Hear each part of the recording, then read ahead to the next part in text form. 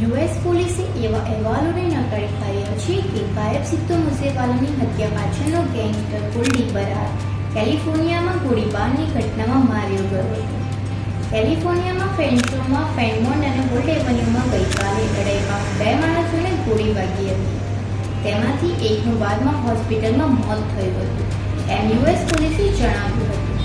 આ ઘટના બાદ સોશિયલ મીડિયા પર ઘણા લોકોએ અનુમાન લગાવ્યું હતું કે આ ઘટનામાં માર્યા ગયેલા વ્યક્તિ કેનેડા સ્થિત ગેંગસ્ટર કુલદીપ બરાર હતા.